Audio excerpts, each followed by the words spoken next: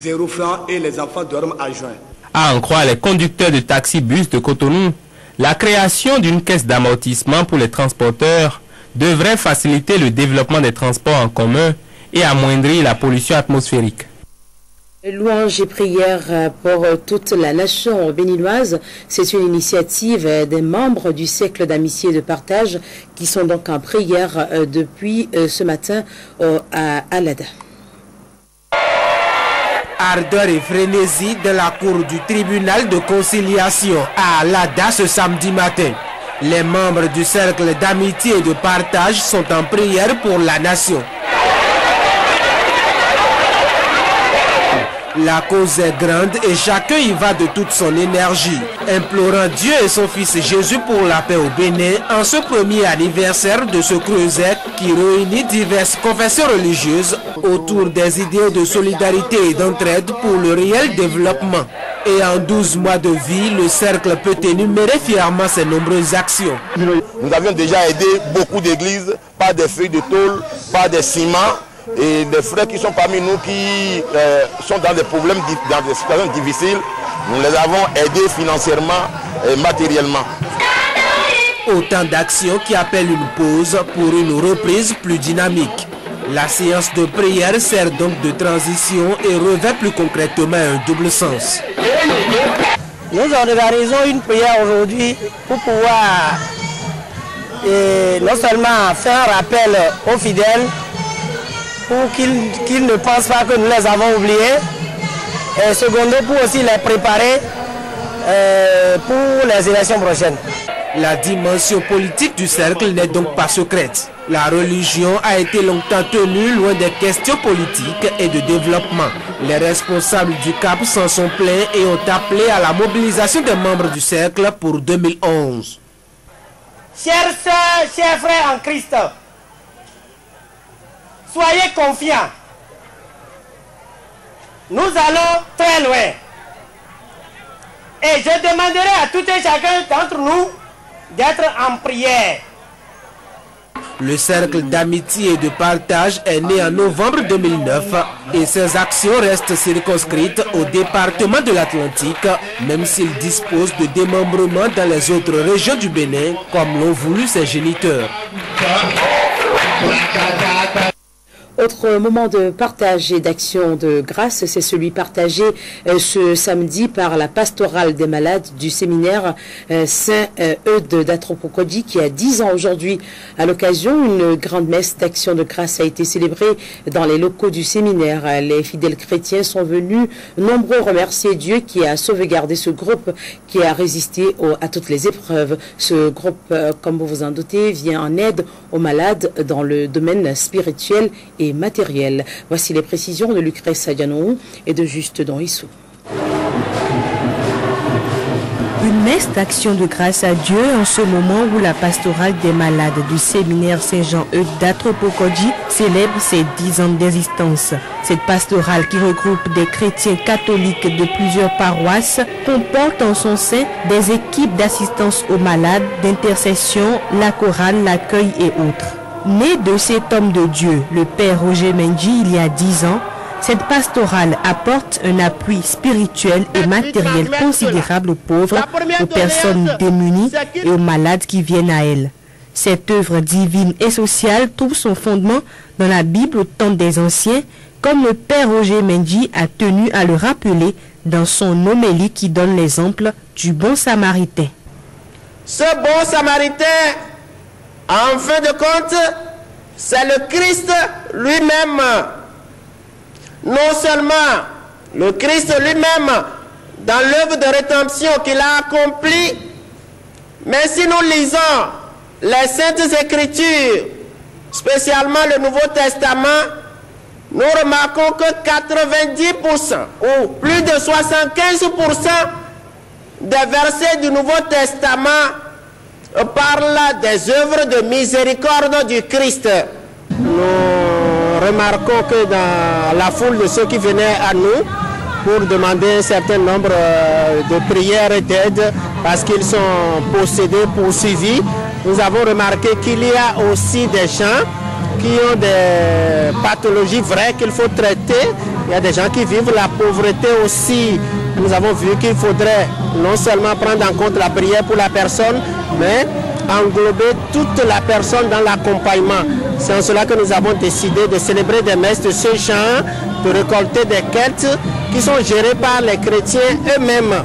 10 ans après la mise en place de la pastorale des malades, le bilan est certes positif, mais beaucoup de choses restent encore à faire puisque le nombre de personnes démunies et malades n'a cessé de croître. Lorsque la pastorale des malades a été créée, on n'y croyait pas. Et puis à un moment donné aussi, on a connu tellement de preuves que nous-mêmes on se demandait est-ce que ça va pouvoir se pérenniser.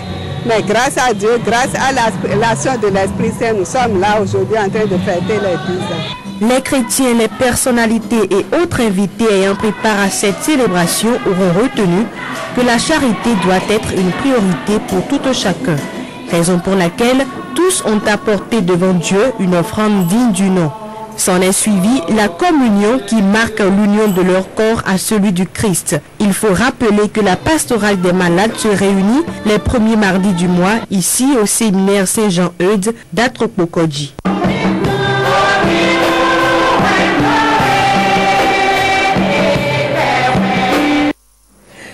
La Confédération Générale des Travailleurs du Bénin, CGTB, a initié en fin de semaine à Parakou une formation sur le mécanisme de la stratégie des négociations.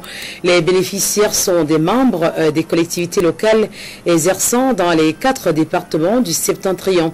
L'objectif principal de cette formation est d'inculquer aux participants les notions du syndicalisme afin de booster le développement dans les communes.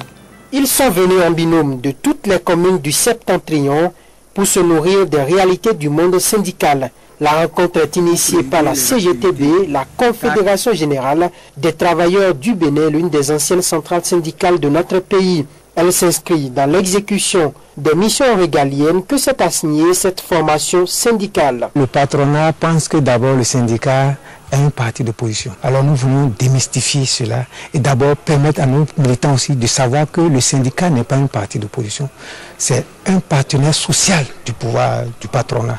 Il doit aider à la société, au milieu dans lequel il travaille, à se développer, quitte à demander le mieux-être.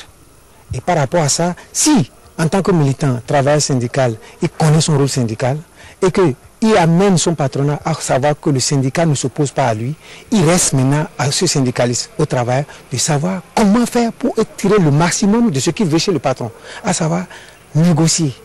Alors quand on dit négocier, vous voyez, cela veut dire qu'on ne va pas en grève n'importe comment. Cela veut dire qu'on ne crie pas sur son patron. Quand on dit le chef, tout en respectant le chef, on sait comment tirer du chef ce qu'on veut. 2 principaux thèmes au menu de cette session de formation, les notions de base du syndicalisme et puis les négociations collectives, des modules très évocateurs, d'actualité et retenus à dessein. Le communicateur, à l'heure actuelle, doit pouvoir leur dire qu'est-ce que ça veut dire le syndicalisme, quel est le rôle, quel est le devoir du syndicalisme. Parce que nous ne savons pas, nous avons 5 fonctions qu'il faut pouvoir savoir que... Et la fonction qu'il faut prendre pour pouvoir avoir les militants, c'est la formation. Et c'est ça que nous sommes en train de faire. Nous allons maintenant aborder les négociations collectives. Et dans les négociations collectives, nous allons développer les techniques de négociation. Qu'est-ce qu'il faut faire avant d'aller négocier?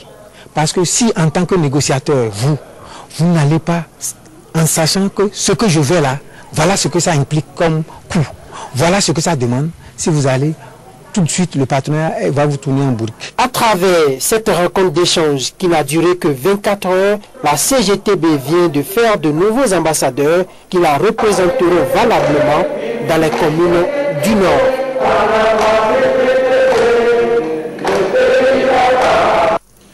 Voilà, augmentation du prix du transport à Porto Novo, la capitale, notamment au niveau des conducteurs de taxi-moto, communément appelés Zémidjan.